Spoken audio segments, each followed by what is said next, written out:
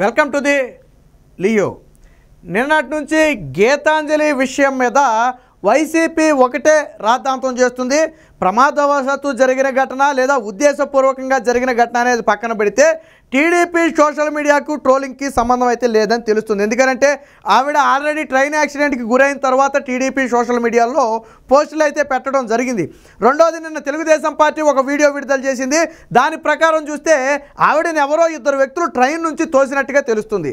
అంటే అయితే హత్య అయి ఉండాలి, లేదా ఇంకోటి అనుకోకుండా జరిగిన ప్రమాదమైన అయి ఉండాలి. అంతేగాని ఇందులో ఎటువంటి టీడీపీ పాత్ర కానీ సోషల్ మీడియా పాత్ర కానీ లేనే లేదు.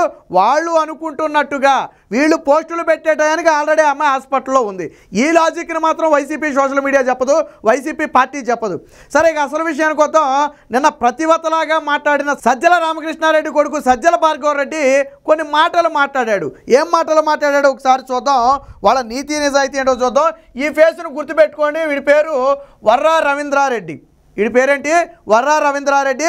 జగన్మోహన్ రెడ్డి భార్య భారతీ రెడ్డికి పిఏగా ఉన్నటువంటి వ్యక్తి. ఆ ఫోటో కూడా నా దగ్గర ఉంది, నేను చూపిస్తాను. ముఖం గుర్తుపెట్టుకోండి. ముందు సజ్జల భార్గవరెడ్డి ఏదో మాట్లాడాడు, ఒకసారి విందాం. ఆ గుండెల మీద చేయబెట్టుకొని చెప్తాను, వైఎస్ఆర్సీపీ సోషల్ మీడియాలో మాత్రం ఎక్కడా కూడా ఆడవాళ్ళ మీద అబ్యూజ్ అనేది జరగలేదు, జరగదు కూడా, అది జరగనివ్వరు మా నాయకులు జగన్మోహన్. ఆ గుండెల మీద విన్నారు కదా, గుండెల మీద చేపెట్టుకుని చెప్తాడంట. సరే, ఇప్పుడు గుండెల మీదే పెట్టుకుని చెప్తావో గుండె మీద పెట్టుకుని చెప్తావో వీడియో మొత్తం అయిన తర్వాత సమాధానం చెప్పు. నువ్వు గుండెల మీద చేపెట్టుకుని చెప్తున్నారు. వైసీపీ సోషల్ మీడియా ఆడవాళ్ళని అబ్యూజే చేసేట. సోషల్ మీడియా అంతా వద్దు, ఇందా మనం చెప్పాం కదా ఒకడు గురించి, ఆ ఒక్కడు గురించే మాట్లాడదాం. అయితే ఈడేదో పత్తిలాగా మాట్లాడుతున్నాడు కదా ఇక్కడ సజ్జల భార్గవరెడ్డి. ఇక్కడ ఇద్దరు మహిళలు ఉన్నారు. ఒకళ్ళేమో మంత్రి, మరొకరేమో మహిళా కమిషన్ చైర్మన్. ఇద్దరు మహిళల పక్కనుంటే వాళ్ళిద్దరు చేతులు కట్టుకుని నుంచుంటే మధ్యలో మాట్లాడేది సజ్జల భార్గవరెడ్డి. నువ్వు ఇద్దరు మహిళలను పక్కన పెట్టుకుని డామినేట్ చేసే నువ్వు వేరొక మహిళ ఆత్మహత్య గురించో లేదా హత్య గురించో మాట్లాడుతున్నావు అంటే సిగ్గుందా నీకు? నీ పక్కన మంత్రి విడుదల రజని ఉంది, ఆవిడెందుకు మాట్లాడదో?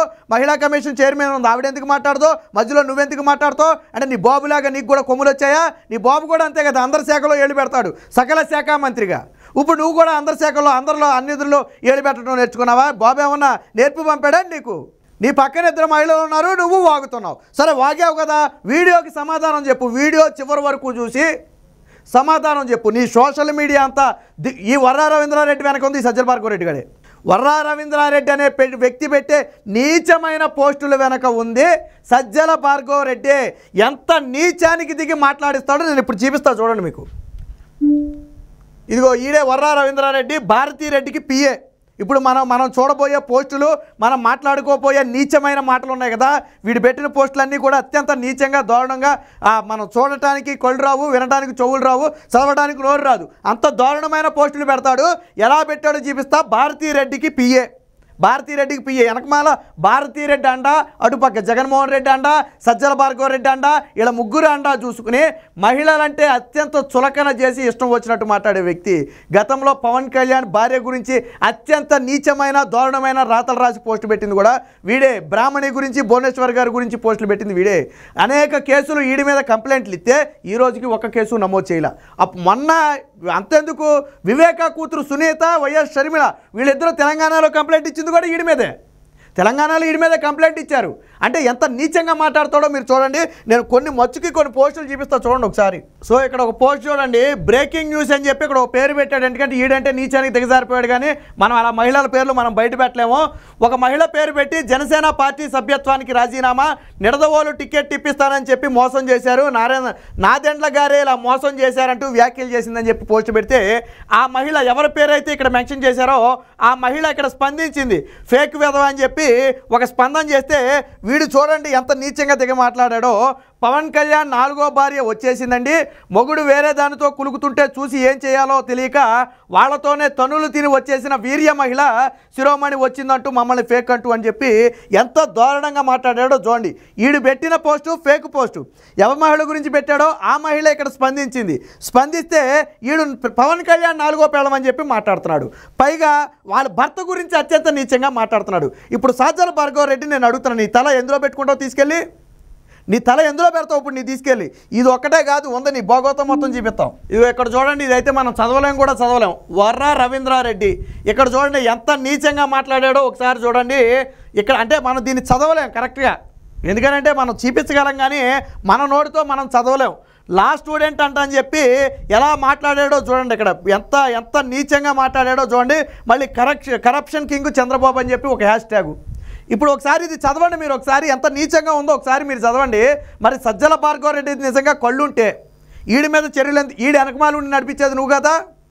వర్రా రవీంద్ర గారు ఇంత దిగజారిపోయి ఒక్క మంచి పదం లేదు, అన్ని బూతు పదాలే. ఇంత దిగజారిపోయి నువ్వు మాట్లాడావు కదా, మరి ఈయన నడిపించేది నువ్వు కాదా? మరి ఇప్పుడు నీ తల ఎక్కడ పెట్టుకుంటావు? ఇక్కడితో అయిపోయిందా అంటే లేదు. ఇక్కడ చూడండి, వర్రా రవీంద్రారెడ్డి పని అయిపోయినట్లుంది, రెండో రౌండ్కి ఎప్పుడు ప్రిపేర్ అవుతుందా అని చెప్పి మహానటి అని చెప్పి ఆ మహిళను ట్యాగ్ చేయడం జరిగింది. ఒక జనసేన పార్టీకి చెందిన ఒక వీర మహిళ.